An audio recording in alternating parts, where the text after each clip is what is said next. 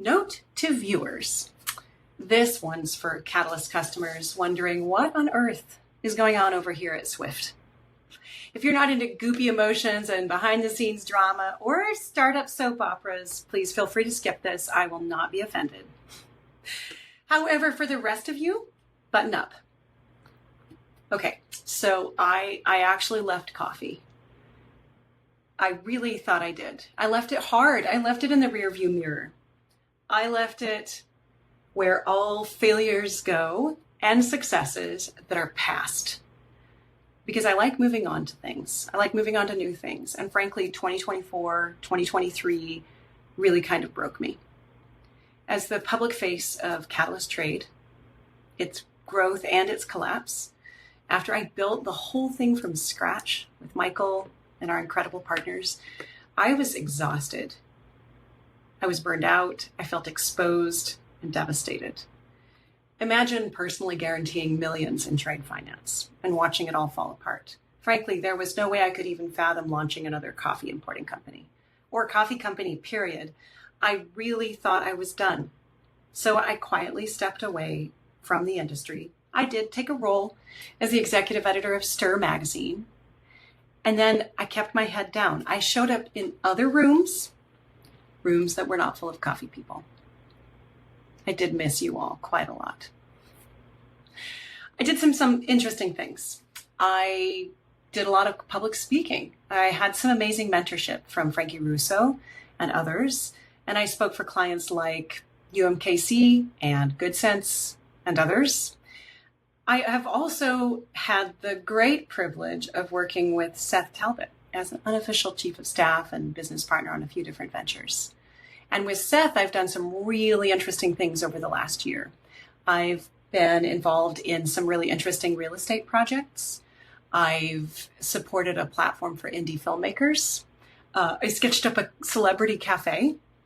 I put together a cruise with others.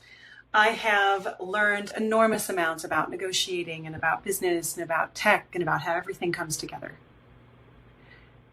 I also learned that I was missing coffee. What I missed about coffee was, frankly, you all.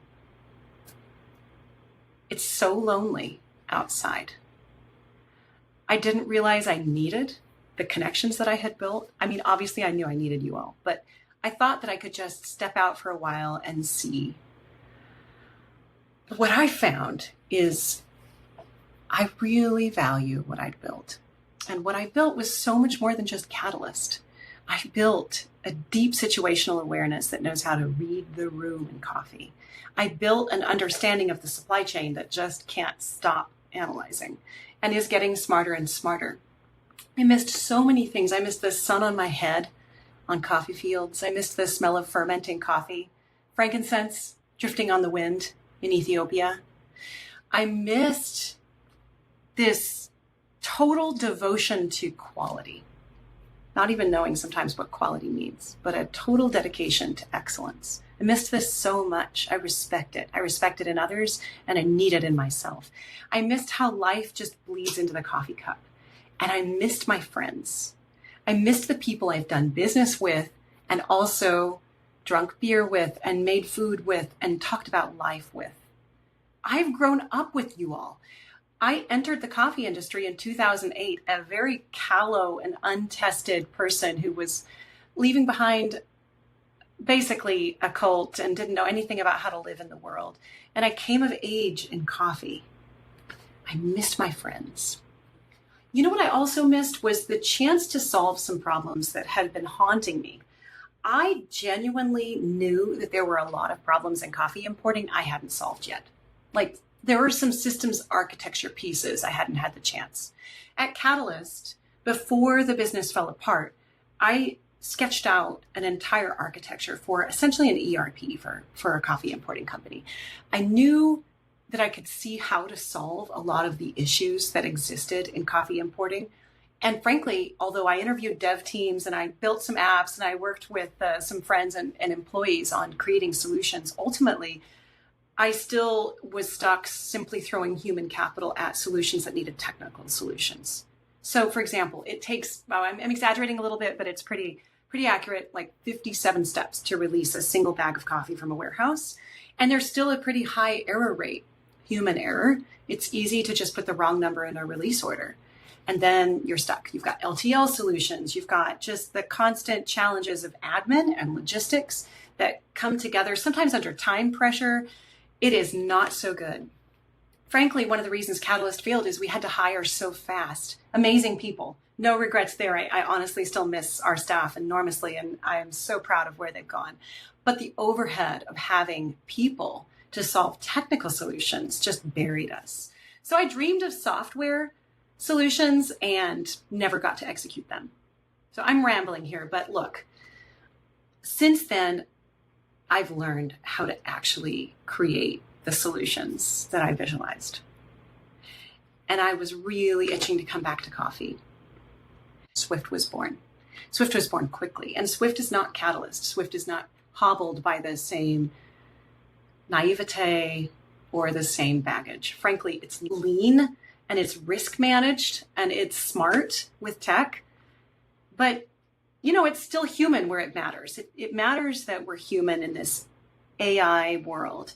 And in a world where legacy importers are still stuck behind old systems and scrappy startups like the one that I last had just fold under pressure, we're doing this differently. We're doing it smarter, cleaner, and more human where it matters, taking the time to build these things.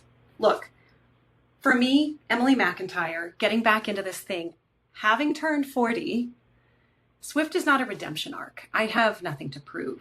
I have nothing to redeem. I have absorbed the failure of Catalyst. I accept my flaws, and I know that I don't need to prove anything. Business is not a guarantee. We do our best. We are as honorable and as smart and as hardworking as possible, and then we move on. So I've moved on. But what this thing is, if it's not a redemption arc, is a thrilling new chapter. I genuinely think that the coffee industry still desperately needs to be served by smart, caring importers who have good ethics and just do the job right. And so now, another importing story begins. I hope that it's a better one. And I'm here asking you to join me. So I want to hear from you. This business is built on solving problems. And if we can't solve them today, we will solve them in the future. My goal is to systematically tackle every single pain point and friction point that exists in importing, which is so many that I could spend 20 minutes just bullet pointing them for you and still not have time. But look, I'm curious, as a coffee buyer, what's the most current pain point for you? What are you thinking about? What in your last purchase just drove you bonkers? Text me that information. I would love to hear it. I'll stick it on the list. Text me at 913-730-5865. Emily at Swift. And I will think about how to solve that and probably ask you for some context. And let's stick it in the queue. Let's fix it together. I'm inviting you to join me as I build the newest and coolest, I think, but also the smartest coffee importing company yet. Swift Coffee Sourcing, Emily McIntyre and friends. Stay tuned for more and join me.